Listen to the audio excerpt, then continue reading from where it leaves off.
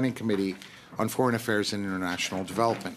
Today's meeting is taking place in a hybrid format, pursuant to the standing orders, and therefore members are attending in person in the room as well as remotely using the Zoom application. I'd like to make a few comments for the members as well as the witnesses. Before speaking, please do wait until I recognize you by name. You may speak in the official language of your choice. Although this room is equipped with a powerful audio system, feedback events can occur. These can be extremely harmful to interpreters and cause serious injuries. The most common cause of sound feedback is an earpiece worn too close to a microphone.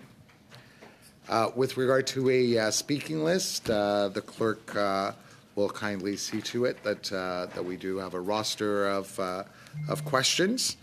And today, pursuant to Standing Order 1082 and the motion adopted by the committee on Monday, January 29th, 2024, the committee will resume its study of Canada's approach to Africa. Now, I'd like to welcome our distinguished witnesses. We have with us today as individuals Mr. David Black, who is a professor at Dalhousie University. We have Mr. Christopher Roberts, who is a fellow with the Canadian Global Affairs Institute. And from the Canadian Council on Africa, we're pleased to have the President and Chief Executive Officer, Mr. Nola Kianza. So you will each be provided 5 minutes for your opening remarks. Please do look over at me every once in a while, because when I'm holding this up, that means you really should be wrapping it up as soon as possible. That counts not only when you're doing your opening remarks, but also when the members are asking you questions. So I believe we will start off with Mr. Black. Mr. Black, the floor is yours. You have 5 minutes. Thank you very much, Mr. Chairman, and thank you to the members of the committee. This is a great opportunity to participate in this timely and important study. As someone who has spent much of his life thinking about how Canadians have and should engage with African countries and people, I'm happy to see signs of renewed interest in Canada's approach to Africa, not least by this committee. There are very good reasons why Africa should be the focus of more sustained and strategic policy interest. However, in thinking about the ways this occurs, we should be under no illusions about the degree to which Canada has become more marginal to African interests and actors. This increased marginality is partly due to structural changes in the international domain, but is also self-inflicted. Practically, it means that in pursuing renewed engagement with Africa, we are playing catch-up. In this context, we should be modest in our expectations, consistent and consultative in our commitments, comprehensive in our thinking, and careful not to make exaggerated claims for the importance of what we are doing. I say this not to diminish the important ongoing efforts of many Canadians and Africans at both intergovernmental and trans-societal levels to engage in mutually beneficial ways. Indeed, relationships between Canada and Africa are more diverse and more diversified than ever. At the level of official Canadian policy, however, an always limited overall level of commitment has diminished over the past 2 decades at precisely the same time as many other governments were recognizing Africa's growing economic, security, diplomatic, and political importance and undertaking new initiatives to forge deeper and more strategic relationships. Historically, Canada's involvement in Africa rested on a comparatively broad but disconnected and shallow foundation of international development assistance, periodic and sometimes troubled military and police deployments to multilateral peace operations, commitments to multilateral bodies with large African memberships, including La Francophonie and the Commonwealth, and people-to-people links through civil society organizations. Later, these were broadened by the impactful but controversial role of the Canadian extractive sector. Periodically, however, these more routine points of contact were supplemented by prominent Canadian diplomatic initiatives. 2 particularly prominent examples among many were the Mulroney government's sustained engagement with the struggle to end apartheid, of which we've been reminded with Prime Minister Mulroney's recent passing, and the Chrétien government's championing of the African Action Plan through what was then the G8 in 2002. These kind of initiatives were never part of a comprehensive African strategy. We've never had one. but they occurred often enough to regularly renew the idea that Canada could and should play key roles on issues that matter to Africans. Since the mid-2000s, however, this intermittent African impulse has largely dissipated, and sustained high-level interest and engagement with Africa has been notably lacking. In the face of previous Canadian initiatives on the continent, as well as escalating interest from governments elsewhere, this came across as relative indifference. This was true not only in a general sense, but in key bilateral relationships such as that with post-apartheid South Africa. It is this sense of relatively diminished interest that needs to be confronted in pursuing a renewed approach to Africa. To be sure, in a time of urgent demands in other parts of the world and scarce resources, a more concerted focus on Africa may seem difficult to justify, although I don't get the sense that I have to justify it to this committee. Engaging with the continent is important for both self-interested and systemic reasons, many of which you've already heard about. I watched your opening session. It was very useful background. Africa's potential economic upside is greater than any other global region, yet its security and humanitarian challenges are more widespread in ways that have systemic impacts and could greatly limit its potential. Major collective action challenges that we're all affected by, including forced migration, global health, and environmental sustainability, simply cannot be successfully faced down without African partnerships. Finally, because of its growing importance as well as its large number of states, Africa is of great and growing international diplomatic importance. Broadly, this places Africa at the fulcrum of growing world order tensions, and I hope we get a chance to talk about those in the course of our conversation. Narrowly, Canada's inability to gain significant support from African governments was important in the failure of our last two campaigns for a non-permanent seat on the UN Security Council. Given these incentives to engage, it is entirely appropriate for the government to explore ways of enhancing Canada's involvement in Africa. In doing so, however, it is important that we build on Canada's diverse but unconsolidated connections to develop a more sustained, comprehensive, and respectful approach. Thank you very much, Professor Black. We now go to Mr. Roberts. You have 5 minutes for your opening remarks. Great. Thank you very much to the committee for inviting me to participate in these important deliberations on Canada's approach to Africa. I got the invitation while I was between airports, between Lusaka and Dar es Salaam, so that was perfect timing. Let me jump into my analysis about how we need to reconceptualize, restructure in order to re-engage with the African continent. Again, my personal perspective on this. First, we need to reconceptualize, and I think David has done a good job of starting that process. Canadians have a difficult time conceptualizing the African continent within a broader foreign trade and defense policy framework. That statement for some, though, is meaningless because it has a simple counter. And in any list of international priorities facing the Canadian government, Africa or any specific country or crisis can never rise to the level of a core national interest. But the question today, I think, for all of us here, isn't about making the continent the top priority, and it's also not about cutting all ties. As David pointed out, it is about recognizing how these complex global realities that we're facing and show us the need that Canada needs to improve its engagement in this particular region of the world for mutual benefits after years of neglect. So as the Defence Policy Update of just last week reiterated, Canada's interests are advanced by an international order that is free, open, stable, and governed by the rule of law, and we have a responsibility to Canadians and our like-minded partners and allies to play an integral role in maintaining global stability. Until we, as Canadians, understand that most African states are also dependent on, and most African citizens are desirous of, both international and domestic orders governed by the rule of law, we will not understand how best to restructure our engagement. Additionally, I'm just going to briefly outline two sort of extreme interpretations that should not be followed as we look for a more careful engagement. On the one hand, we will sometimes hear about, as you pointed out, the overly optimistic position that stresses Africa's demographic youth bulge, and they're all techno-savvy, and I've seen this just in the last few weeks. This is the future global workforce, while other populations shrink around the world. We have the African Continental Free Trade Agreement, which is supposed to ignite regional trade. We see that Africa as a region in the current, the 2024 estimates are going to be the fastest growing region in the world, anywhere from 3 to 5 to 6%. So that's all the good side of things. There's also the opposite perspective, the overly pessimistic perspective that highlights a resurgence of the coups, authoritarian drift, unending high levels of political violence and war from the Sahel through Cameroon, Democratic Republic of Congo, Mozambique, Sudan, and the Horn. So there are also emerging sovereign debt crises that reminiscent of the 1980s. So there's the positive and there's the negative side, and yet what I'm trying to argue here is we need to acknowledge the following 5 realities.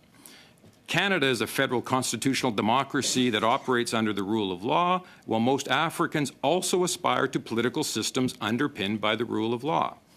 Canada is facing productivity challenges and various things at home, but we are still a trade-dependent nation with significant mining and other investment abroad, including across the African continent, and shared commitments with Africans to the Sustainable Development Goals. We are also unique in the West in terms of our relationship with Africa, which is historic, and I can go into that later. We have a very unique position compared to all other G7 and NATO countries vis-a-vis Africa. Canada historically follows American and French foreign policy leads in Africa, but as the last few years have hopefully shown us, that approach is no longer tenable if it ever was. But we cannot deny that Africa faces more challenges today, given various things that have gone on over the last few years, too. So what I'm trying to argue here is that we need to have more nimble policy levers. We need to have more coordinated leadership, diplomatic persistence, backed by knowledge-based decision-making and not momentary value signaling, or as Joe Clark, ex-foreign minister, wrote a decade ago, lecturing and leaving. So that restructuring requires leadership, which, again, we could talk about in terms of how do we actually get leadership to actually coordinate everything that Canada does or could do on the continent. So I'm just going to jump in very briefly, and I've submitted a brief that has more details on my 5 key points, but I'll just provide the key points. Immediate actions for re-engagement with the continent. Ensure there is a well-resourced factual understanding of the history and effects of Canadian policy and engagement with African countries, relevant international organizations, and other actors. So that's, yep, okay. Less than 30 seconds, please. Absolutely, yes, perfect. Fix a broken visa system for Africans. Nola might talk about that too. Stop taking policy leads in Africa from France, the United States, the UK, or the EU. We are more relevant when we have our own knowledge and ideas when it comes to the African continent. Stop assuming the interests of 1 or 2 Canadian businesses operating in a country represent Canada's national interests in the country. And lastly, understand that Canada's diplomatic, development, economic, and defence relationships on the continent can have significant effects despite their relatively small size. And I'm happy to talk about any of that as we go on. Thank you. Thank you, Mr. Roberts. We now turn to Mr. Kianza. Mr. Kianza, the floor is yours. You have 5 minutes. Thank you, Mr. Chairman, member of the committees. Thank you very much for this opportunity. I feel like I'm home. I can see faces that have seen us. Canadian Council on Africa, we have been around for over 20 years, 22 years to be exact. And we were created for the sole purpose of promoting trade and economic development between the continent of Africa and Canada. My predecessors have just spoken already about the whole background about Africa, but I'm going to talk about just common sense. What is Africa? You know, when we talk about Africa, what is Africa? We are talking a huge market here of 54 countries. We are talking 1.2 billion people. I mean, all these statistics we know. But why? Why Africa? Why Canada should we be looking at Africa? I'm going to be focusing on the business side. That's what I'm going to talk about, the economic side. One thing that I want just to raise from the beginning, because when we talk about Canada, we are talking about trying to help. We are doing aid. But let's remember one thing, that if our economy is not working in this country, we are not going to have aid. And in Africa, if they don't have economy working, then there's no sustainability. Canadian Council on Africa was created to promote Canadian businesses. because we thought that there is a market in Africa, a huge market, a potential market. And as lately we have seen that Canada, Africa has moved to going to consolidating their market with Continental Free Trade Agreement, which is going to be, as Chris mentioned, one of the largest market. What Canada are we doing? We are basically sitting there going, oh, Africa, oh, Africa, oh, Africa. I'm not coming here to tell you about Africa, how you can help about Africa. I'm talking how do we help Canadian companies to take opportunities, to look at opportunities in that continent. I just mentioned here why Africa, the size of the market that I talk about, and why Canada. Those who have been in Africa before, as Chris mentioned, now that we are losing that place, those who have been in Africa, because people, when they look at Canada, they look at business ethic. They look at our values as Canadian. They look at expertise. They look at know-how. They look at our technology. We have done this before, whether it is agriculture, whether it is telecommunication, whether it is infrastructure, whether we have done this. And Canada is built on small businesses. I come from working with Canadian manufacturers and exporters. I saw small businesses. That's what built this country. So can communicate well with Africa. And this is what Africans have been looking at to Canadians. But what do we go there for? We go, oh, we can come and help you. Or we have money. They are not asking for money. They are asking for the people that can come and work with them to build their economies. And this is what I want us to understand. We are not doing this for Africa. The world has changed today.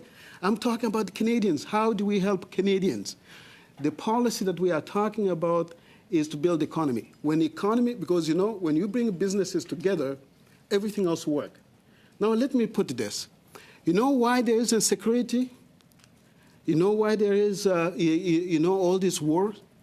Because when those young people are not working, what do you think they are going to do? When they are not working, when there are no jobs, kids are going to university. We are talking universities. Yeah, they are studying, but there is no jobs. When there is no jobs, so anybody can rule those young people to do whatever they can do. Then we come up, we said, oh, we want security. How are you going to build security? Here home, if our economies are not going, we are going to see also insecurity is going to be mounting here. So we have to build. Our companies here in Canada, I'm talking to our companies here. You know, in business, people need information. Information they need. They are not just looking for money, information. Our government should put the resources to our trade commissioner services, to our department. You go Africa department, here you find the two dangling people sitting there, and they cannot give you much information. They need resources. We need better information. We need to find a better way of pulling Canadians together so that we can share information. That's what we need. I think we need Canada to change now. You know, Africa is looking at Canada. You know what they are looking from Canada? Where is your expertise? Where is your know-how? We want your values. Even if we have other nations are coming, but we want you Canadians because we know how you do things. So I want our government to take leadership. We used to lead when Canada was the voice of reason. When Canadians were walking in the room, people look at Canadians. But now, they don't even know where we fit in. So I want just to end by saying this. This is an opportunity, a golden opportunity we have. African market is there for us. And what I'm coming to ask you, very simply, help me to work with Canadian companies so that we can take them to Africa. Africa need business. They don't need aid. They need business. That's all they need. Thank you very much, Mr. Chairman. Thank you very much, Mr. Chianza. We now open it up to the members for questions, and we start off with MP Yep. You have 5 minutes. Thank you, Mr. Chair. 3 excellent testimonies. There is so much here to unpack. I'm going to start with you, Mr. Black, and I'm going to start with the big picture. The U.S. is Canada's most strategic partner across a whole host of things. At the recent G7 meeting in November, the statement that came out from the G7 was actually talked about Africa, but in 7th place, after all, Ukraine, and I won't take the time to list them all. Is that where Africa should be from Canada's position, given the Indo-Pacific, given the South Caucasus, given Ukraine, given Gaza? Where should Africa be in Canada's priority? Well, you would expect me to say it should be much higher up than that. I think that we need to appreciate how pivotal Africa has become, and I talked about Africa as a kind of as sort of world order ferment fulcrum. It's the place where a lot of these global tensions are actually coming together in quite profound ways. And I listened to your meeting last week and was struck by all of the references to Russia and China, and that's really, really important. But there's much more than that going on. There's a kind of tectonic shift taking place, and I think the plates are meeting in the African context. And therefore, it's not so much that Africa stands alone as it is at this centerpiece of these shifting dynamics globally. And how we navigate those is really important to what kind of world we're going to move into in the coming generation. Who speaks for Africa? I think one thing that we need to be careful about is speaking about Africa as if there's an Africa. I mean, there's the African Union, of course, and I think it was a really, really important step that Canada took in establishing a permanent observer mission at the African Union. But there are multiple Africas, and they often are fractious with each other. They are at very different levels of potential. Chris alluded to this in terms of their many of them are taking off, others are struggling. They're caught in a kind of vicious cycle of conflict and poverty. So we need to be able to position ourselves in relation to those multiple Africas. We need to develop a few strategic points of contact in different regions and representing different dimensions of those Africas. I asked that question to actually set up the next one, in that should Canada develop a comprehensive African strategy? Is that even in the realm of possibility? I think of it, and I can never say the Mercator map, whatever that destroys or distorts Africa's position in the world. We've heard about the 25% of the world's population, the youthful population. Mr. Kianza, you spoke of the potential of the economy. But is it even possible to develop a comprehensive strategy, or should Canada focus? Our past successes have been more, so South Africa's engagement with apartheid, have been more narrowly focused, where we, in our position in the world, can maybe have a difference. I'm going to ask Mr. Roberts, perhaps if you want to wade in first on this. Very broad strategy or more narrowly defined? Canada needs to have a broad, comprehensive strategy for the continent of Africa. And I don't know why it's never happened. And we've now done it for the Indo-Pacific, right? We've done it for other areas of the world. And we absolutely need it. And we need it I would even argue we need it more for the continent, for our relationship with the continent of Africa, because there will never be sustained political leadership on that relationship. There will be for the United States. There will be, China will always spring up, Europe, the Euro-Atlantic. But without an actual strategy that pulls together the multiple elements of the Canadian government relationship, and also working with NGOs and business, without that kind of overarching coordinating function that sort of maybe stands in place of political leadership, we're going to end up with more of the same. So I hear you from the Canadian perspective, but what about from the African perspective? I mean, the AU just published a paper, quotes on Agenda 2063, the Africa we want. By we, I'm assuming they mean from their own perspective. So I understand pulling our Canadian government multi-siloed approach into a more comprehensive approach, but do we go to all of Africa, or do we go to a sub-region? You mentioned the Indo-Pacific. Well, that's not all of Eurasia. I never hear of Thailand or Korea or Australia talking about a North American strategy. It's always more specific. So do we go broad pan-African in this complex, or do we zero in on a sub-region or what we can do to bring expertise to the table? I don't think Canada, very quick, 20 seconds. I don't think Canada knows enough to zero in on the sub-region, because the continent is huge and things change. And I think we do need to have a presence under a strategy that gives us some opportunities to be relevant when we need to be relevant. Thank you. We next go to MP Chattel. You have 5 minutes. Merci beaucoup. Thank you very much, Chair. And thank you, witnesses, for being here with us today. Mr. Kenza, earlier you mentioned the importance of fostering economic partnerships. I have 2 questions for you, Mr. Kianza. What are the most promising sectors where Canada could amplify its economic ties with the African continent and with the African Union? And I have another question afterwards, but let's answer this first. Thank you very much for this question.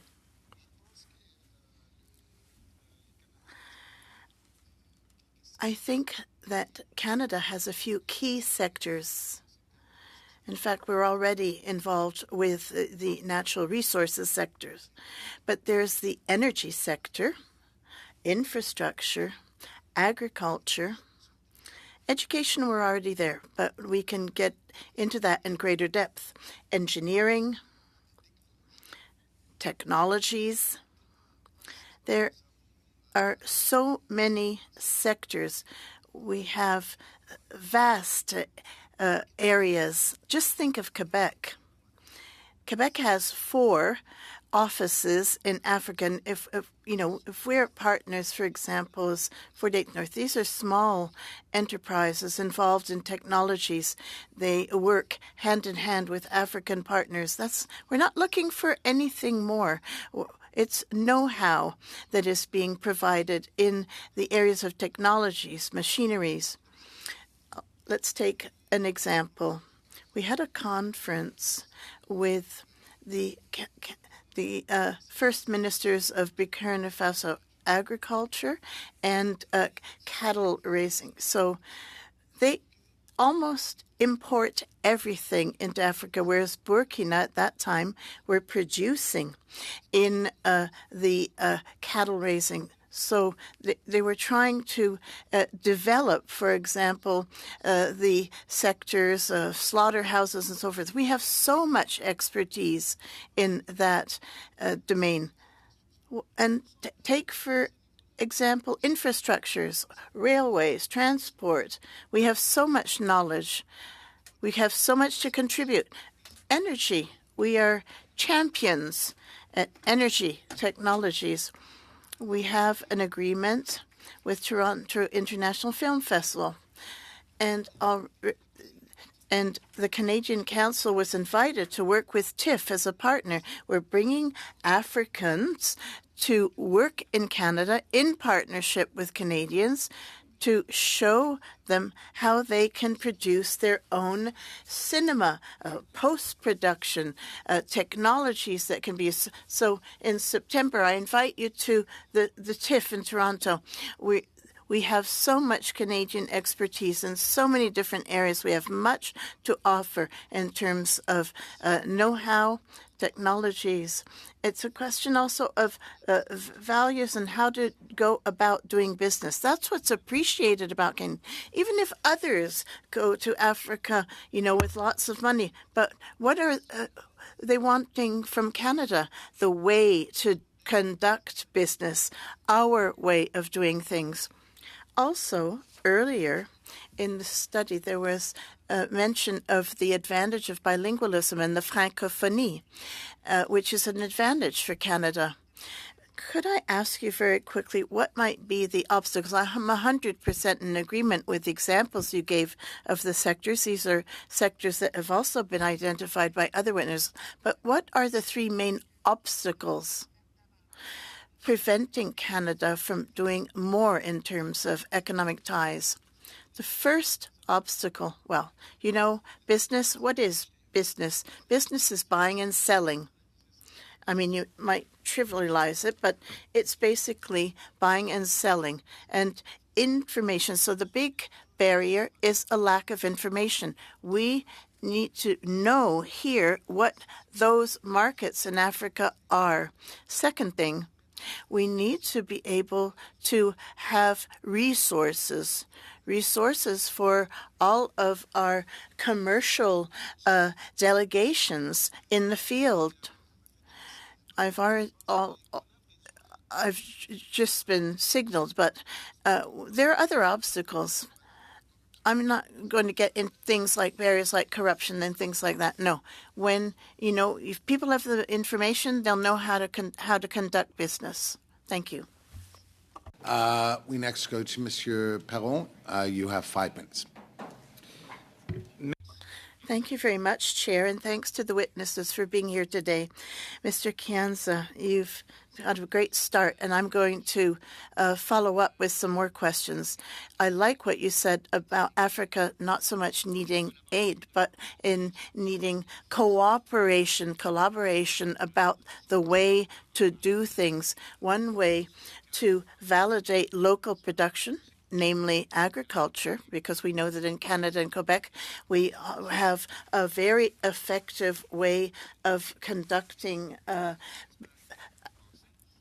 supply management. Now, do you think this is the kind of thing we might be able to implement? You talked about Quebec commercial offices, and then we have the UPA from Quebec that is doing work as well. Could you comment on this? Yes, exactly. Those policies are of much interest. But I'd like to insist on one point. The mentality, the way of thinking. Africans do not even really envisage us as partners. Before coming here, I was talking to the president of our board of directors, Benoit Lassalle, who's been involved with Africa for a very long time.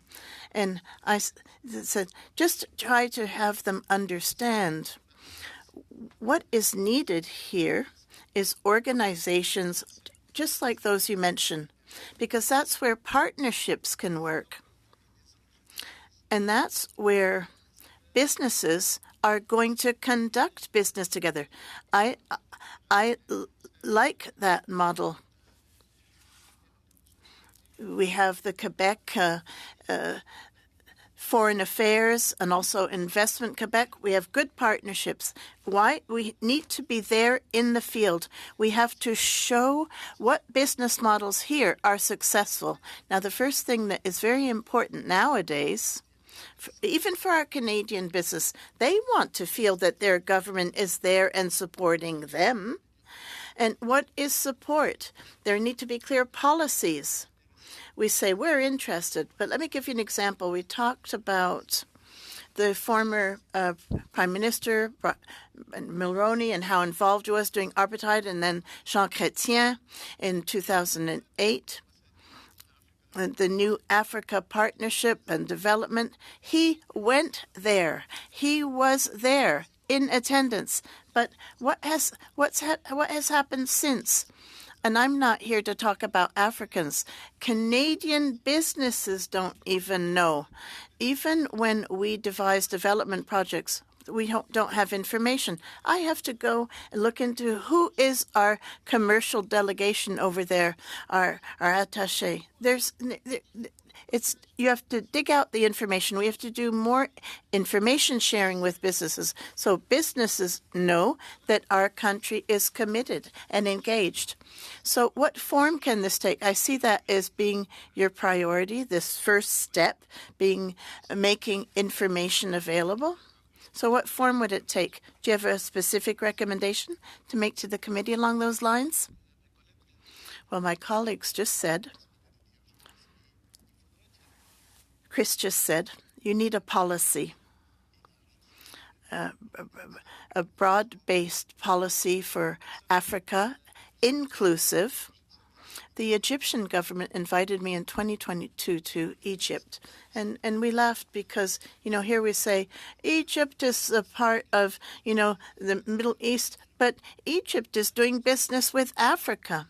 Same for Morocco. So hold on a bit. We're thinking, how can we separate things out? No, we need an overall policy. The region is of interest. That's where we need to start. We're interested in that. And now here is what we need to do. We have the policy. We have to invest resources. The policy needs to be clear. Economic development is important. That's key to the policy. We can spell out the programs, everything to do with development, but it's got to be anchored by economic development. That policy needs to be clear. In 30 seconds, how would you deploy it all with different offices? How do you deal with the ever-changing politics? We have had coups d'etats. I mean, obviously, you can't control local politics, but we want to be able to protect our businesses' investments. So I understand we're short of time. Africa organized a big conference in Egypt. When I phoned up our embassies, they tell us, oh, our budgets have been cut. So embassies and the commercial delegations can't go to conferences. They have no budgets. I talked to the Director General, no budget. This is not serious. Not even any budgets to send the commercial delegates who are already in Africa to where they need to go. We have a problem right there. MP McPherson, you have 5 minutes. Thank you very much, Mr. Chair. Thank you very much for this interesting conversation, gentlemen. You know, what I'm hearing from all three of you is that Canada has not been serious about its engagement with the continent of Africa. This is not something that I'm putting just on the shoulders of this current government. This is something that we've seen for a number of different years. You know, my colleague from the Conservatives brought up, you know, where should we rank Africa? And I'm quite upset with that framing of it, because I think that we can't be picking first, second, third. I don't like the idea of that. Now, one of my big concerns that I have with the current approach that we have with this government is that you talked about having the need for an overarching policy.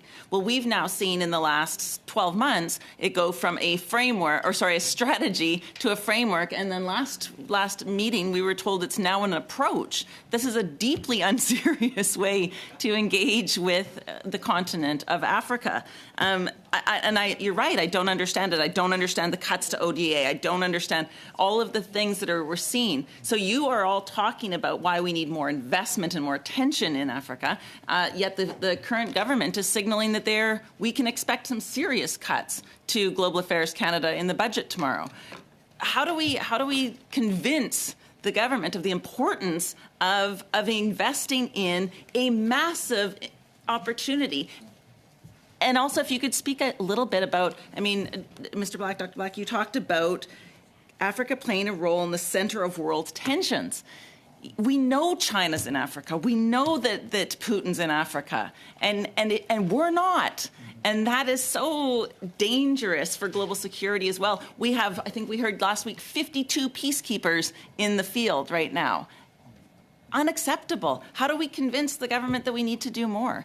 I know it's a tricky question to ask, but maybe I'll start with you, Mr. Black, and then I can invite your colleagues. There's a larger problem, which is that we need to recapture the sense that what we do matters in the world. I mean, you know, if what we do matters in the world, then Africa has to be part of that calculation.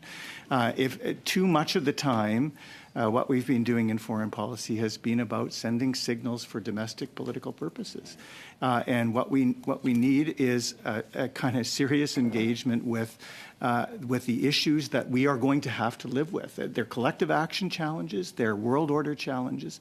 Africa is at the center of those calculations. Africa, we have the potential, and have in the past periodically played a role as a kind of honest broker between particularly the Western world and other parts of the world. That role is badly needed, and too much of the time I see Canadian governments taking a kind of flight for safety, you know, to going to places that feel most familiar, rather than thinking about what we can do to try to help navigate what is going to be a very bumpy transition, I think, over the next 20 years. Mm-hmm. Dr. Roberts, did you have anything you'd like to add to that as well? I'm not sure how we convince any particular government to do this, other than without a policy, you know, a better overall policy, you can actually have a bigger bang for the buck even if you don't increase the resources. And that's the way, maybe that's how you sell it. Because when you have a policy that says we're going to do X, Y, and Z, and there's some guideposts, and you don't have to raise the budget. But you might be more effective rather than having a sort of a shotgun approach where there's no constituency that's supporting it. That would be if, for everybody in the room, that would be my case. Is a strategy focuses resources so you might be able to be more effective without extra resources. Basically what you're saying is that we need a roadmap. We need a map of where we're going instead of this one-off sort of decisions. And, Mr. Kianzi, you spoke about two people sort of stranded somewhere in the bowels of global affairs that were responsible for African trade relationships. Can you speak about what more the Canadian government could be doing with regards to that? Yeah, I think there is a number of things that are being done. Like I said, the first thing here, I think we need to coordinate better the information. There are so many things that are being done out there, but then is not filtering to the people that may need that information. I think the first thing that we need is information should be well coordinated. And number two, we need just to have the mindset. Our mindset need to refocus. I think we need to recalibrate rather than just looking at the development. Because right now, everybody are focused on development when things are shifting. When we are talking about partnership is about two people. And one key ingredient in the partnership is communication. And communication, you need to listen. Africans are asking partnership in economic development. They want to develop. So I think we need to listen a little bit more. And I think what the government needs to do is to coordinate the information, is to put the resources to shift the mindset. Mr. Kianza. Thank you. So we now go to Mr. Fast. You have 3 minutes for your question. Well, gentlemen, what I'm hearing from you, and what I've heard from my NDP colleague as well, is that right now Canada doesn't matter on the global stage, and certainly not in Africa, and we need to recapture Canada's standing on the global stage to where we can actually make the investments and have the engagement in places like Africa that would make a difference, a real difference. I believe, Mr. Black, you mentioned, I don't want to misquote you, but I believe you suggested that Africa has an economic upside greater than any other region. Did you say that? Yeah.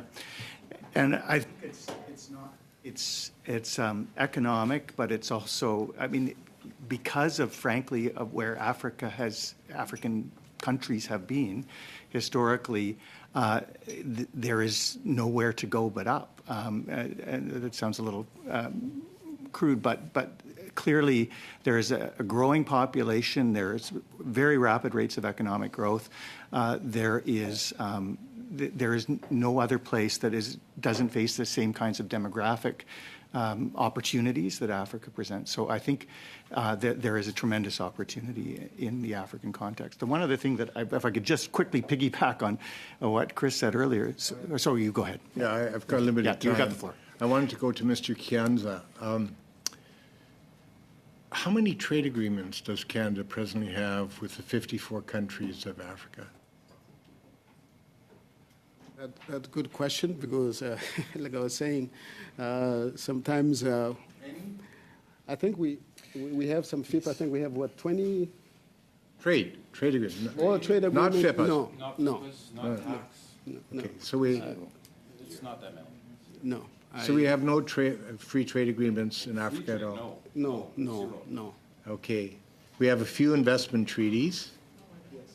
How many trade offices do we have in Africa? This place that Mr. Black suggested represents greater opportunity than any other region in the world. I think right now we have like about 20. Yeah, but how many of those are even TCS officers, right? We have a lot of locally engaged staff, but the number of actual trade offices that you think are well-staffed for that size of a continent is a problem, and I completely agree with Nola. So are we under-resourced Yes. in Africa? Well, that's big time, big time. We are under-resourced. I think the whole thing just look at the importance of the market.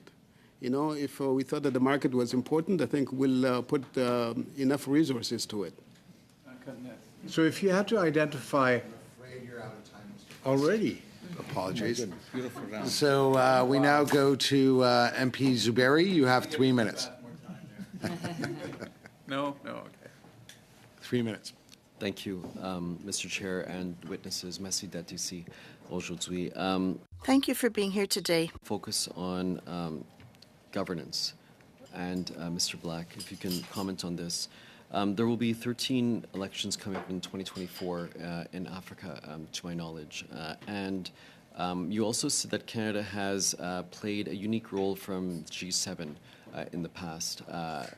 How do you see us contributing to good governance in Africa, and as it relates to 2024 for these 13 countries, but also just in general, if you'd like to comment?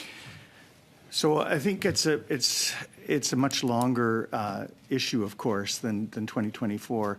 I think one of the challenges that we're grappling with in relating to African countries is this deep sense of disaffection with the world as it has been constituted. This a sense of kind of anti-colonial pushback, and to some degree, the way that that's playing out is a reaction to the form of liberal democracy that was presented to African governments as a kind of conditionality.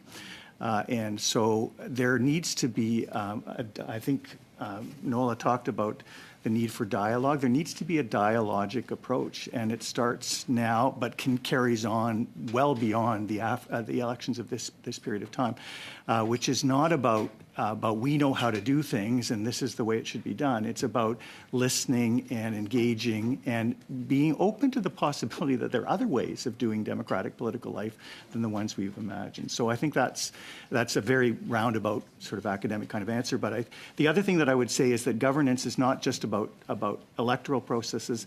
Governance is about administrative processes. That has to do with investment possibilities. It has to do with how we deal with extractive sector challenges. All of those things need to be part of the equation as well. Certainly, and this is the Committee of Foreign Affairs and International Development. So trade is supports that, especially I would suggest foreign affairs and whatnot. Monsieur Kianza, désolé. Est-ce que vous pouvez parler? Could you please talk a little about the economic ties, diplomatic ties, and closer relations between nations? More than 30 seconds, please. Okay. Well, I can talk about that. I mean, first thing that we need here, we need to regain the trust. Okay, for somebody else to listen to you. We are talking for election. Before you even get in to give any advice, you got to gain trust. Right now, Africans are feeling that we are not even listening to their issue. We keep telling them they are telling us, they are giving us different signals, and we are giving different signals. So we cannot even get with them in a row. We need to start there. What Africans are looking, they want to build their economies. So we need to go to the table and say, we hear you, and we are coming to you, and we can work together. By that, then you can start suggesting other things, because these other things that we have done before, they are not there. They don't want anybody to come to tell them this is how democracy should work. No, they want to know. Great, I'm going to have to cut you off, Mr. Kianza. So we now go to Mr. Perron. You have a minute and a half. Merci beaucoup. Thank you very much, Chair. Mr. Roberts, we heard the exchange earlier with Mr. Kianza about serious investment. I would like to address the issue of security. I see you have some expertise in this area. I do not know the extent to which we really understand what's going on when there are coups d'etats, or how can we be better equipped? I mean, obviously, you would need to be there to really understand the ins and outs, but what kind of recommendations might you make to this committee or to government to be able to make secure the investments in Africa, for instance?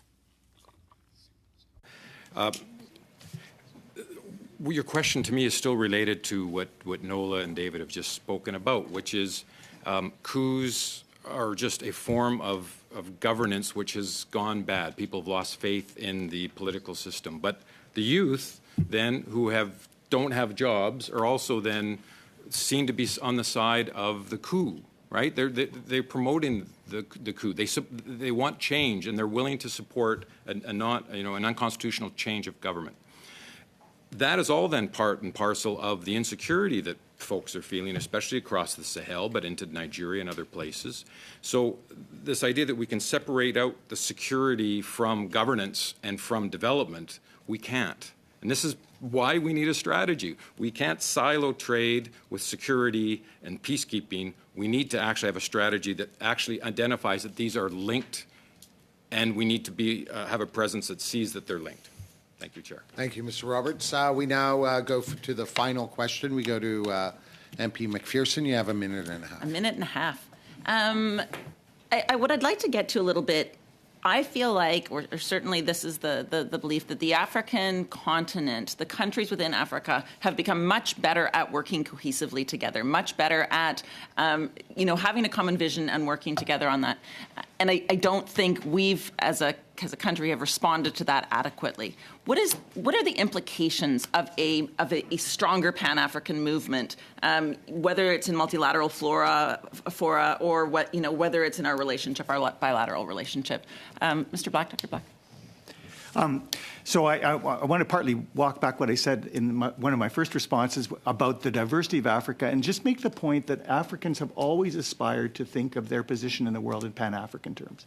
That doesn't mean that they have different ideas about what Pan-Africanism means, but they have moved much more systematically towards that vision and to operationalizing that vision. That means that they function increasingly as a bloc in a variety of multilateral settings.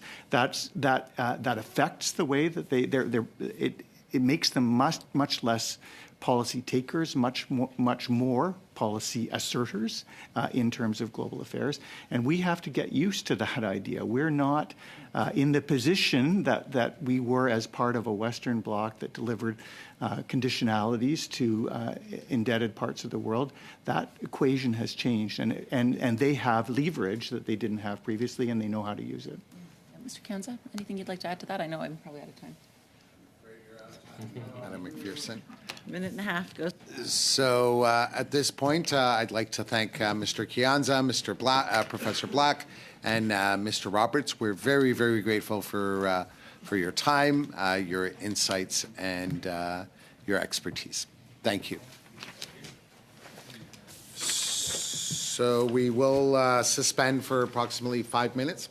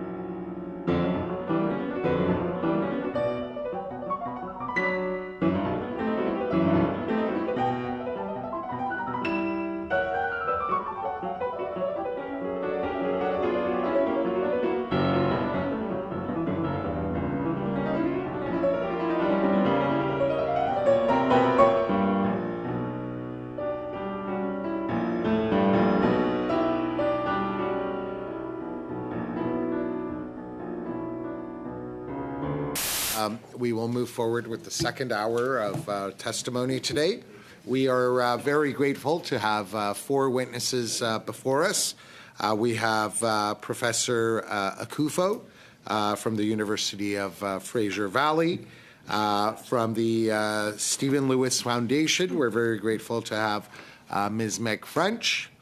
And from the Canada-Africa Chamber of Business, we're grateful to have both Mr. Gareth Bloor, who is the president, as well as Ms. Paula Caldwell-Sanange, who is the chair of the board.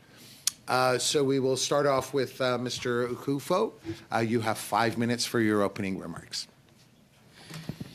Thank you, Mr. Chair, for inviting me. I'll be honest and frank in my comments. Let me begin by congratulating the committee for this important study on Canada's approach to Africa. It is a clear sign of renewed commitment toward the continent. Mr. Chair, Canada is at least 2 decades behind when it comes to deepening its engagement on the African continent. Nevertheless, it is still a pivotal moment for security and economic transformation in the region, and I hope that this study will help Canada to build on past strengths, regain its position as a moral power, and deepen engagements in the region. In that light, I wish to recommend at the outset that Canada needs to develop a comprehensive and coherent Africa strategy. This strategy should position Canada as a key security, development, and diplomatic partner of Africa. The strategy must be the springboard for Canada to punch above its weight, as it's used to do on specific issues on the African continent. The overriding principles of the strategy should be mutual respect, reciprocity, and non-indifference to Africa's agency and its growing geopolitical and geoeconomic space. To be sustainable, a Canada-Africa strategy must be resilient and adaptable and truly multi-party product that is resistant to changes of government. To be effective, the strategy must synergize security, development, and diplomatic efforts. I offer these specific recommendations. 1, the proposed Canada-Africa Economic Cooperation Strategy must be an integral part of a comprehensive and coherent Africa strategy. On security, Canada must lead efforts to strengthen AU-NATO interregional security cooperation and build the capacity of African peacekeeping training centers of excellence, which it helped to establish in the early 2000s. On diplomacy, Canada must increase the number of its embassies in African states, and establish permanent missions in the regional economic communities to give effectiveness and visibility to Canada's engagement in the region. On development, Canada must establish innovative flagship programs modeled after the defunct Canada Fund for Africa and Canada Investment Fund for Africa to help build capacity of African and Canadian partners. An essential component, that is my last recommendation, of Canada-Africa strategy must be a special fund to foster educational partnerships between Canadian and African universities with the goal of producing policy-relevant research to sustain the strategy into the future. Mr. Chair, the African continent has always been a space for geopolitical and geoeconomic competition. Despite its significant development and security challenges, including hybrid threats, Africa is projected to be the fastest-growing regional economy in 2024.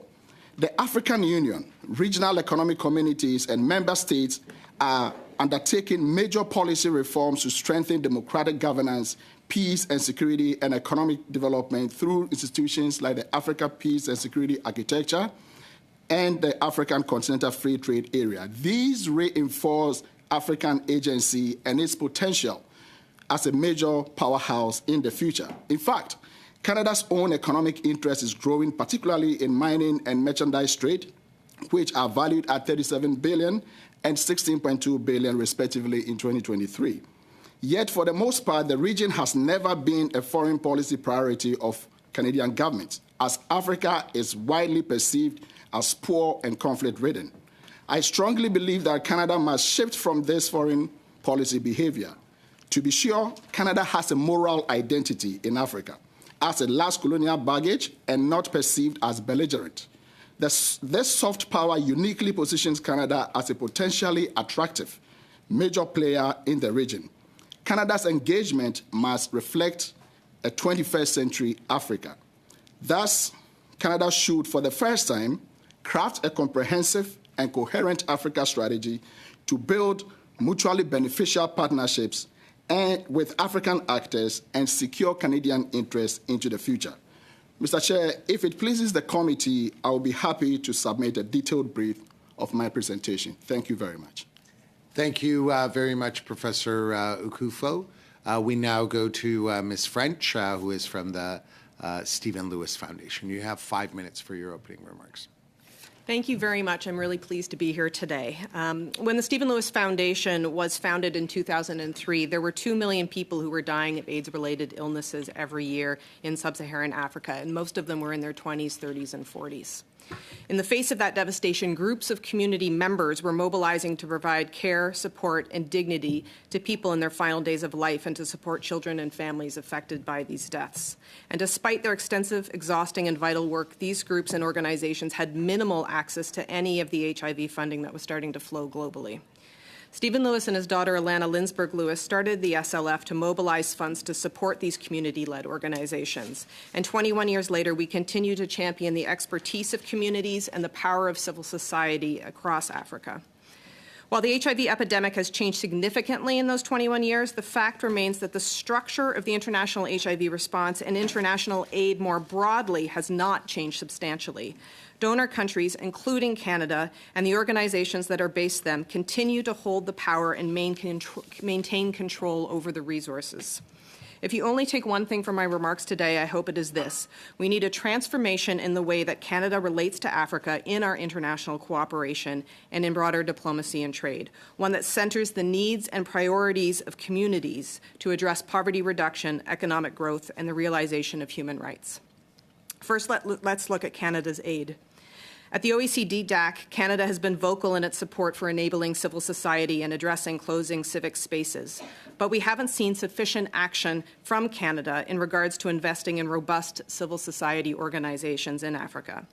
In fiscal year 2022-2023, a total of about $4.1 billion of Canadian international assistance was allocated through bilateral and multilateral spending for all African countries and for regional initiatives. By comparison, $5.4 billion went to Ukraine alone that year.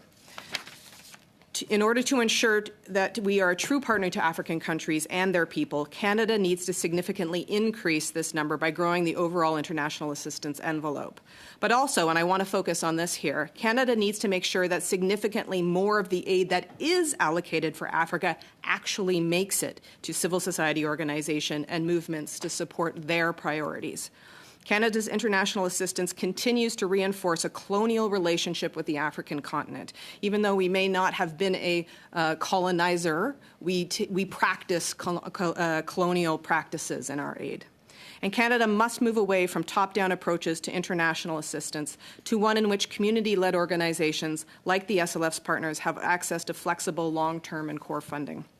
This will require a whole-of-government approach.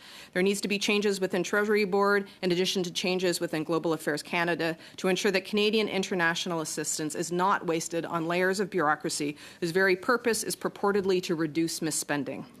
The truth is that layers of bureaucracy and fiscal risk aversion mean that tax dollars are tied up in red tape or in paying for program management by international NGOs and multilaterals, rather than facilitating the work of local civil society organizations that have the expertise, the relationships, and the experience needed to realize health, economic empowerment, and human rights.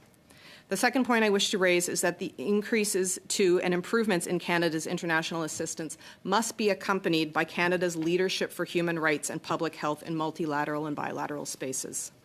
Canada needs to be more outspoken and show leadership in its actions to protect public health and to stop human rights violations. As an example of Canada's failure, one can look at Canada's long history of blocking WTO trips or misusing it, from CAMR to COVID-19, which has cost the lives of far too many African people.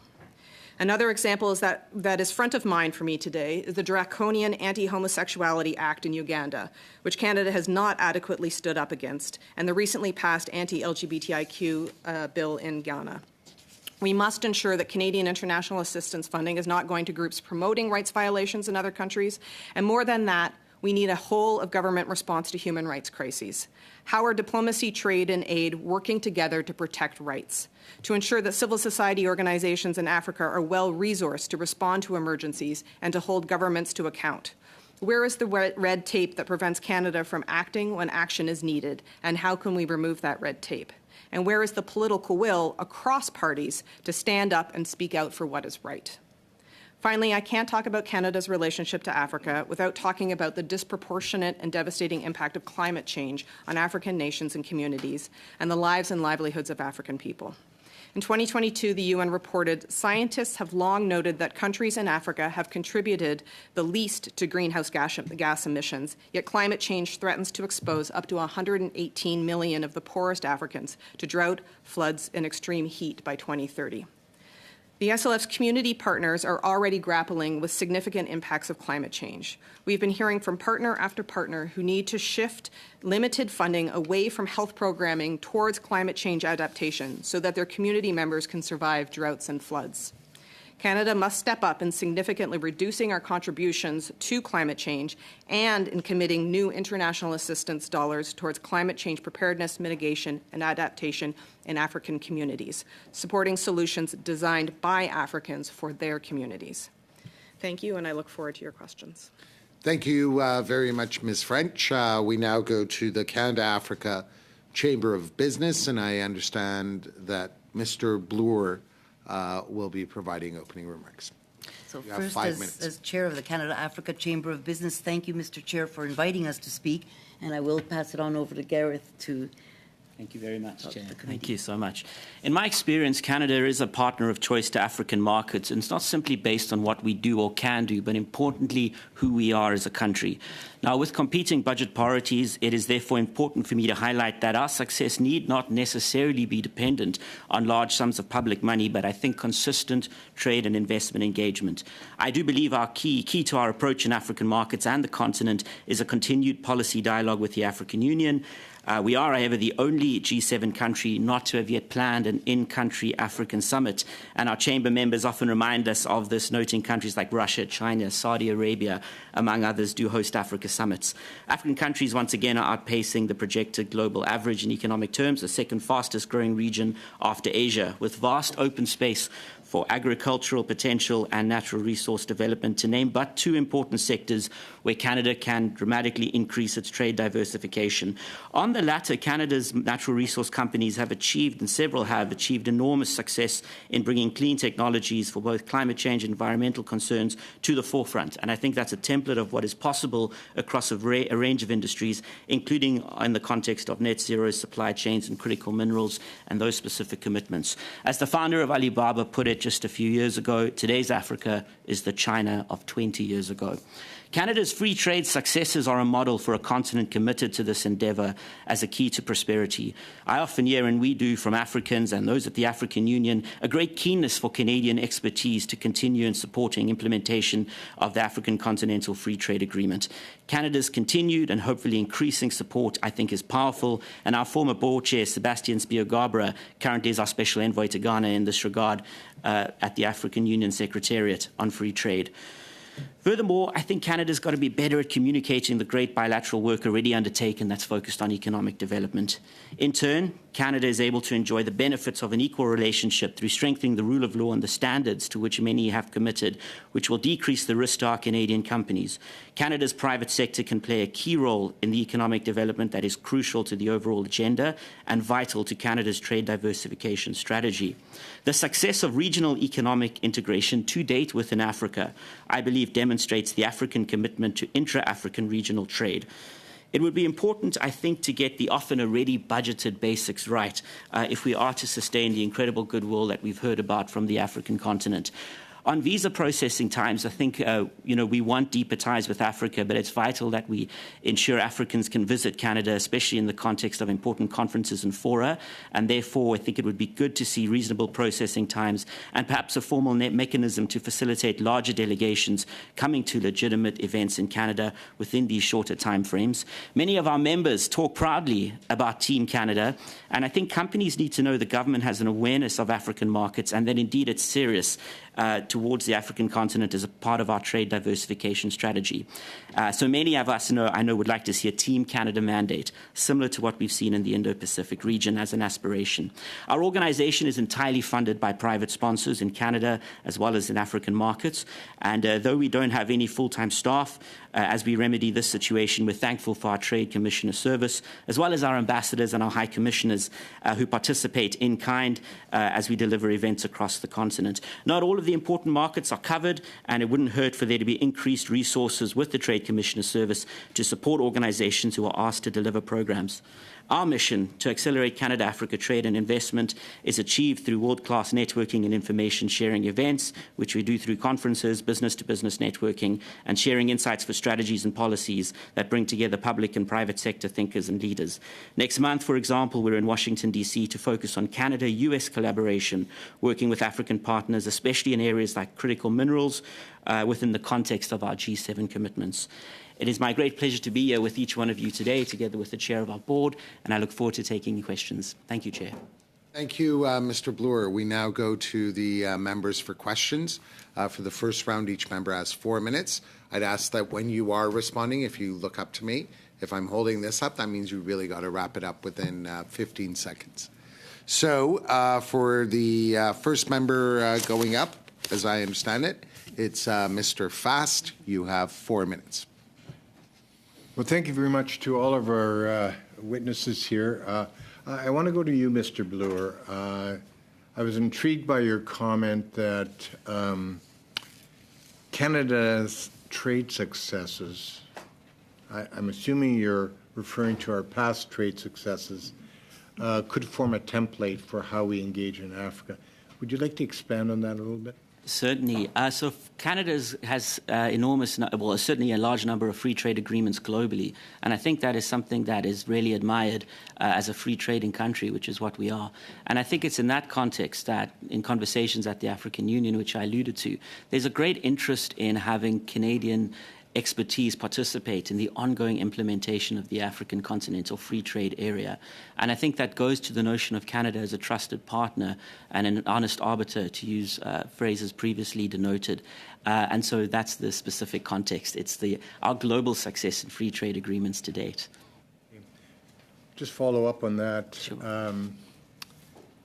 South Africa is a significant power broker in the region. A highly protectionist country. It's a challenge to negotiate with South Africa. And certainly my experience at the World Trade Organization to see countries, the BRICS countries like Brazil and China and Russia and South Africa often block consensus on trade liberalization. It can be quite frustrating.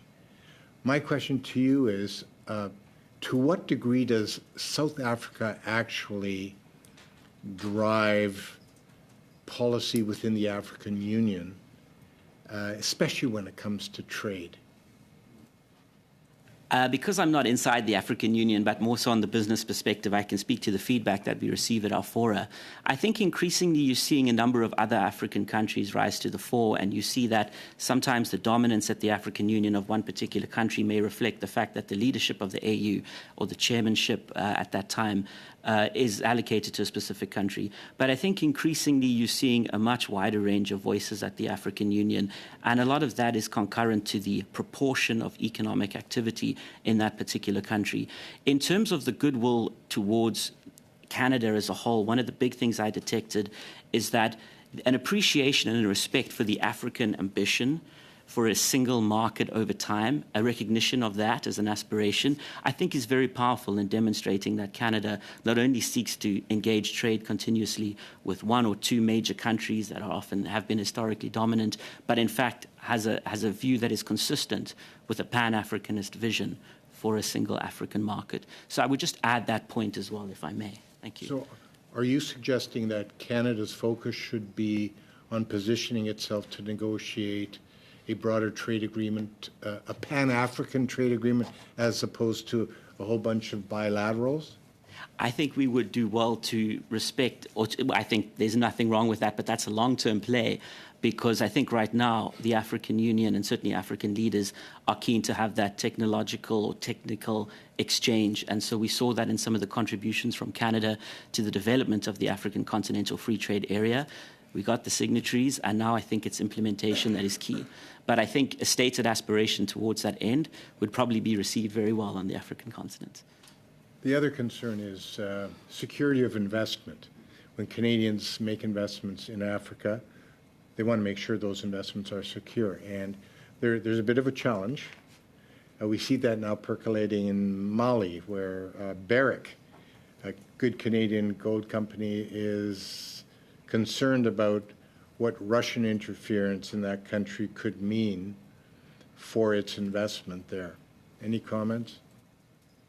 Yeah, I would say that where you see instability in many areas, there's often a lot going on that's a bit of a proxy, which is quite good to go down into. And this doesn't speak to this particular case, but we've encountered mining communities where we speak to a local Canadian company that says, look, we weren't actually affected by this transition. Why? Because the community in which we operate is very happy with what's going on. And a lot of the conflict or the issues around who takes over is a proxy for much bigger challenges around governance and who has access to resources. And that's where I think the point on a strategy is so clear, because inherent in a strategy and concurrent to economic development has to be the institutional aspect. Sorry, Chair. Thank you.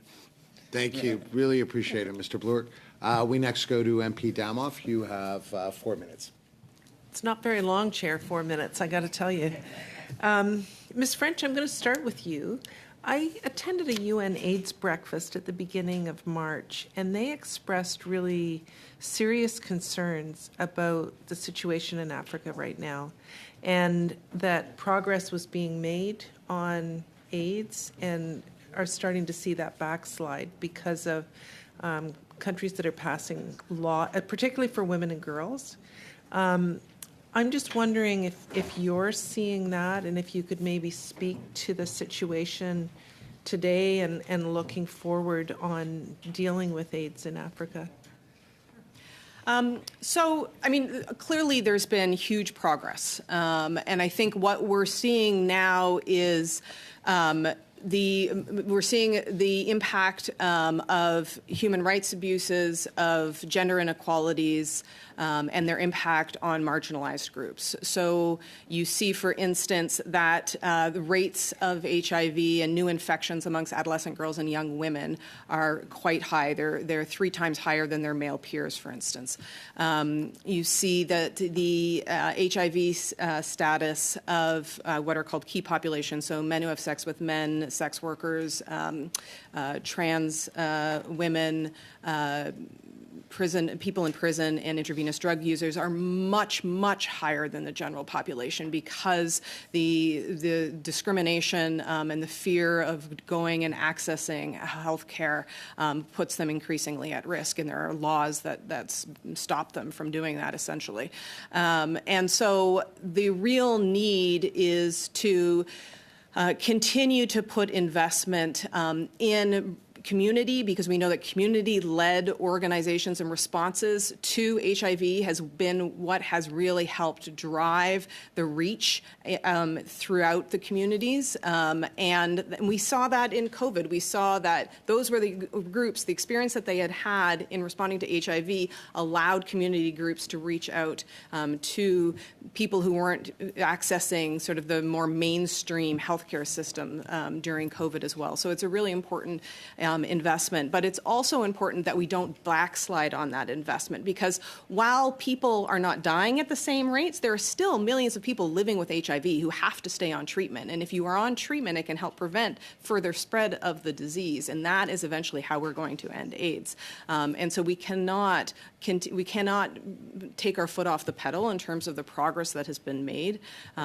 Continued investment, continue to support to governments, to community-led organizations, in order to be able to reach people who are at risk of HIV or those who are currently on treatment, cannot end. We're not done the work that needs to be done as a global community, and we have to continue to keep that investment going. Thank you. And I've only got about a minute left, but I wanted to ask you about climate change as well, because the continent of Africa has contributed the least to climate change and are being impacted the most. And that came up in a conversation I had recently as well, that these countries are being expected to put in as much as other countries are for the infrastructure. So can you maybe elaborate a little bit more on how a country like Canada can support the infrastructure that's needed to deal with climate change?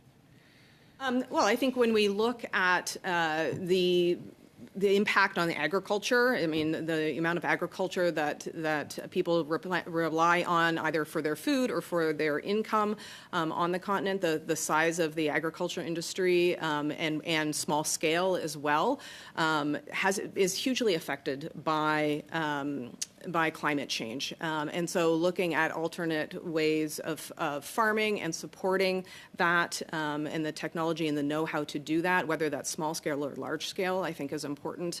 Also, being prepared for droughts, being prepared for floods. I mean, those we talk to our partners, and they're often displaced as a result. And the rolling impact of that is that then people can't access the health care that they need. They can't access the education they need, and they're at continued risk as well.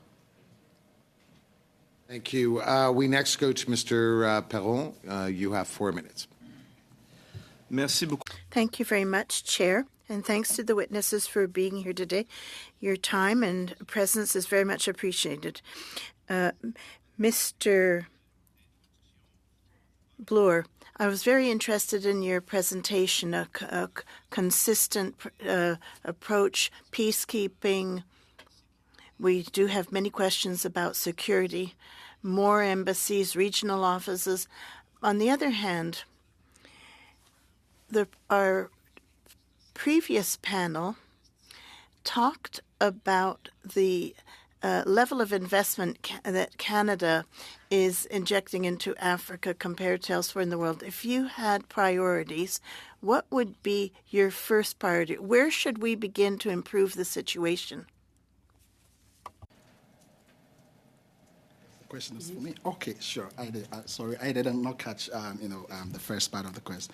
Yeah. So where we should, I think it should our priority or our investment in Canada should actually touch on these three areas that I mentioned: security, development, and diplomacy. So my answer to your question is that we have to go in and see how the synergies of these three things. We can't just focus on, investment in the economic sector like mining, because our mining, the sustainability of our mining investment is going to largely depend on the security or stability of African states.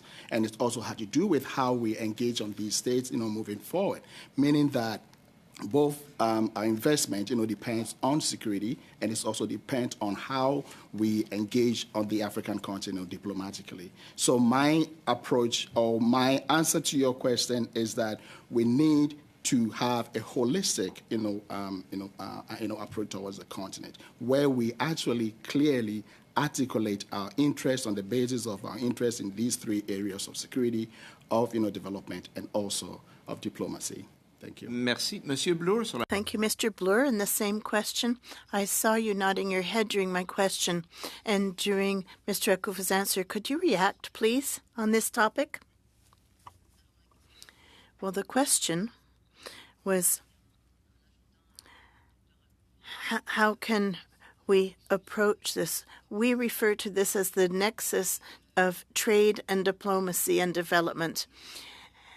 We always say that the triangular stone of all investment is, or the cornerstone of all investment is security. But then you have to examine the nexus between development and international trade. You can have many development programs that address the economic development of the country, and some African countries also ask for that, and examine the security aspects so that Canadian businesses are at ease and willing to explore Africa's markets. So you have to examine this in steps, just as Mr. Akufo has said. So do you have any specific recommendations that you could give us? Well, we can certainly send you in some recommendations subsequently. You need to examine what Canada's strengths are. We have green technology, agriculture, etc. We have to look at our strengths. Then we have to look at what Africa's asking for in terms of partnerships. And then we need to do a little bit more focusing, because we can't go everywhere in Africa. We don't have the resources to do so, nor do we have the programs to assist our businesses go to Africa, to even explore Africa. We don't have enough programs. Thank you. We next go to MP Cannings. Welcome. It's good to have you back, MP Cannings. You have 4 minutes. Well, thank you. 4 minutes is indeed not a long time compared with other committees, but I'll try to adapt.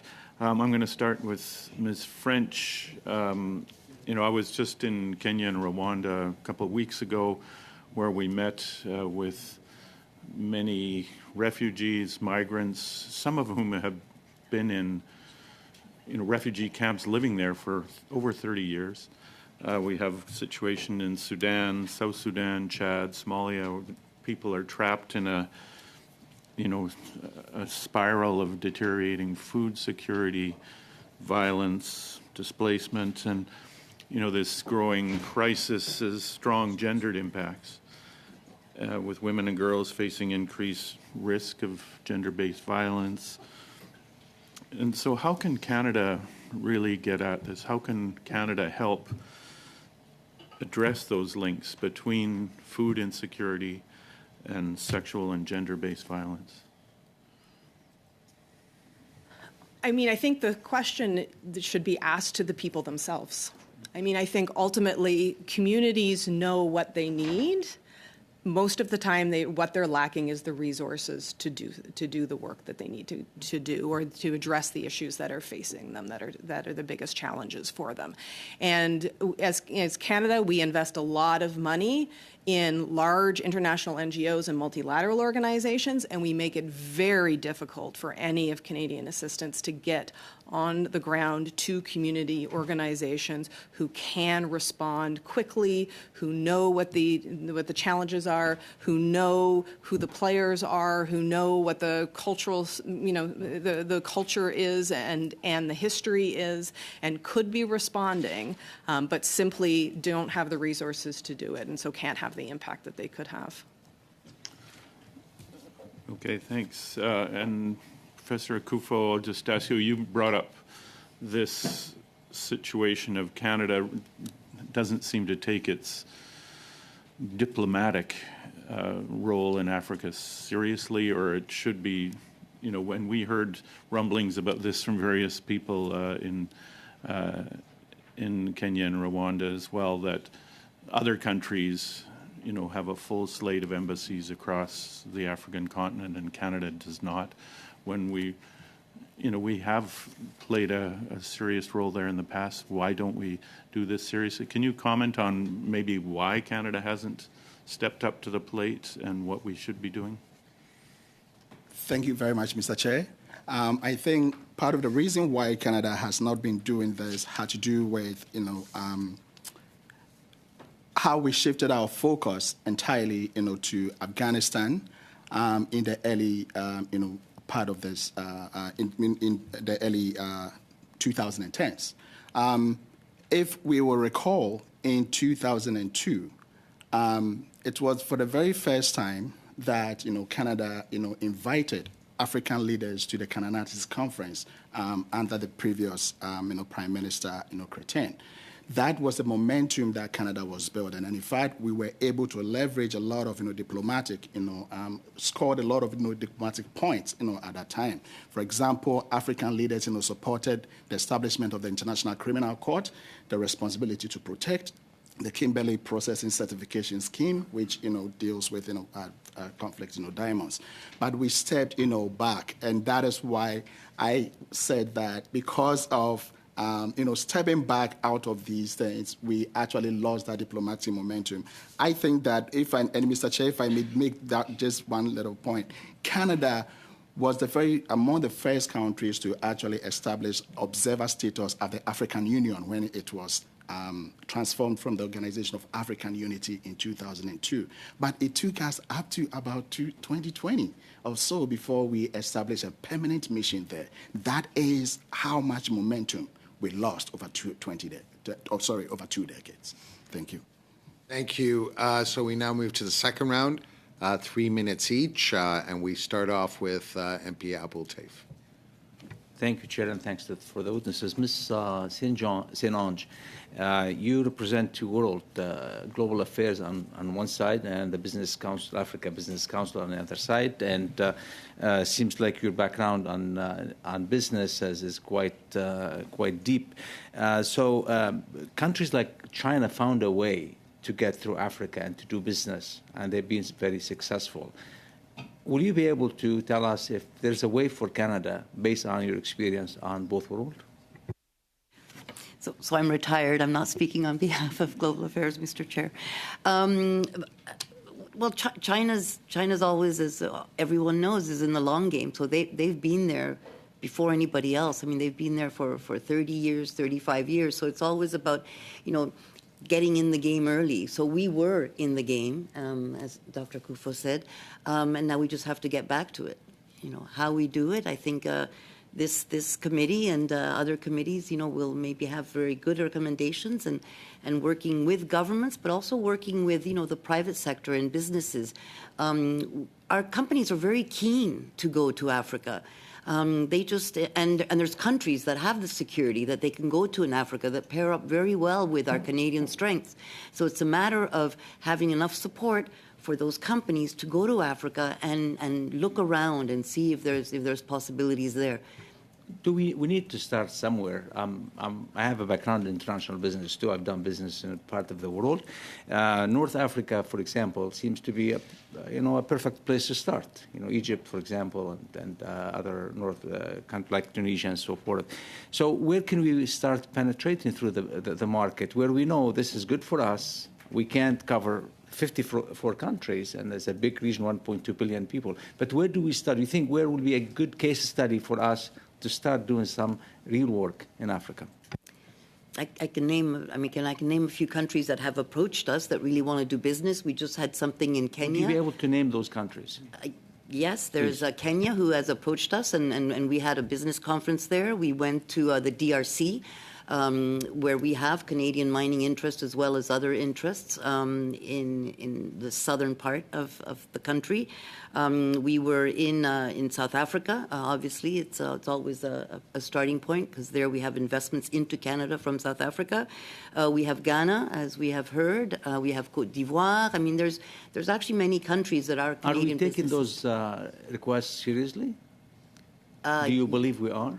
Yes, we do. They're our members, and so we support them, and we go, and we have done business conferences. We're now going to have our 4th business conference in September in Zimbabwe, and so sorry, am I? This is our private sector response. And it's our private sector response. That's who funds us. We also have Morocco, so that's of interest. The Business Council of Canada will be going to Nigeria a little later on. They mentioned in their report on Africa of why we should be going to Africa, Egypt, if you want, North Africa, and we as a member, we have Morocco is a strong member, and we've been looking at. You're out of time, Ms. Sanange. We next go to Dr. Fry. You have 3 minutes. 3 minutes? Mm-hmm. Thank you, Chair. Can't go very far with 3 minutes. Been very excellent panels, the first one and now this one, because I think we need to shift how we look at Africa. We thought we knew what Africa was about, and it was always poverty and aid, etc. Now, I'm listening to you suggesting that there are 3 areas we should invest in. But I was pleased to hear, and I think one of them is economic development, obviously job creation, know-how, expertise, and we all have. I think we all buy that. But the other thing that I have a question about is health. You're the only person who has spoken about health infrastructure. If people aren't healthy, they can't work. If they don't have an education, as you said earlier on, Mr. Akufo, if they don't, then they can't work. So we need to look at how it's not simply a one-size-fits-all, let's just look at trade, let's just look at economic development. We need to look at the broader picture, healthy people, educated people, trained people to be able to work. But I have a question, and I think, so I buy into all that. Everyone has actually spoken about that. What I want to ask is this. We talk about 54 nations in Africa. Well, is the African Union the place to start? Like, we look at Europe, which is made up of 57 and more nations. The question here is, we've dealt with the European Union. Is the African Union the pivot that we need to start working in to create some kind of synergy amongst African countries? That's what I wanted to ask about, because Africa is very diverse, very disparate in many ways. You talk about wealthy North Africa. I mean, you talk about other countries that are doing well, South Africa, Kenya, etc. But we have other countries where the issue of democratic institutions, corruption, is rife. How do you build things in those countries? So how do we deal with those things? Is the African Union the place where we go, or do we have to deal with countries on a case-by-case basis? Then we don't have an African strategy. We have an individual bilateral strategy. So I just wanted to get some answers, because that's quite difficult and complex. Mr. Akufo, sorry. Okay. Thank you very much, Mr. Chair, for the question. I think that Canada should have a 3-level diplomatic engagement with the African continent, with African states, with regional economic communities, and with the African Union. In my presentation, I've highlighted that Canada needs to, establish permanent diplomatic missions at the regional economic communities. There are 5 regional economic communities in Africa. in East Africa, in West Africa, Central Africa, North Africa, and Southern Africa. We need to engage them diplomatically.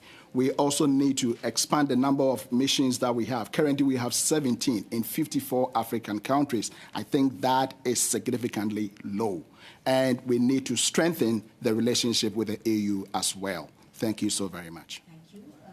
Thank you. I'm afraid you're out of time, Dr. I'm French. sorry. Okay. We next go to Mr. Perron. You have a minute and a half. Merci, Monsieur. Thank you, Chair.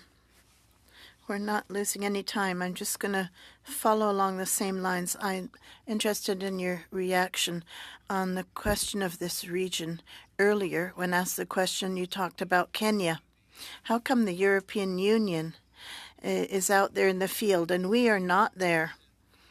How should we proceed?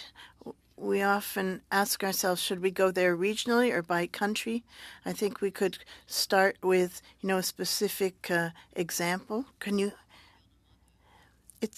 It's up to the government to choose or to examine which country or how to proceed. But I would like to come back to something Dr. Tufa said, the regional economy, REX. These are countries that work well together. Kenya is a part of the East. These are countries that have more security. And for countries who are interested in going into the region, there's also, I don't know the acronyms in French, I apologize.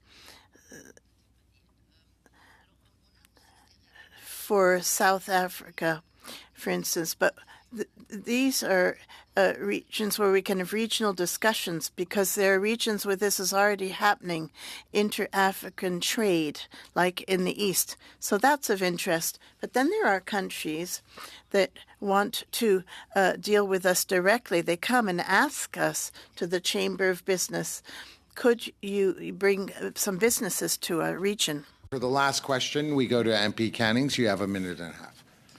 Okay, I'll turn to Ms. French again. You mentioned that Canada should be, I think you said, investing more in kind of bottom-up projects rather than top-down ones.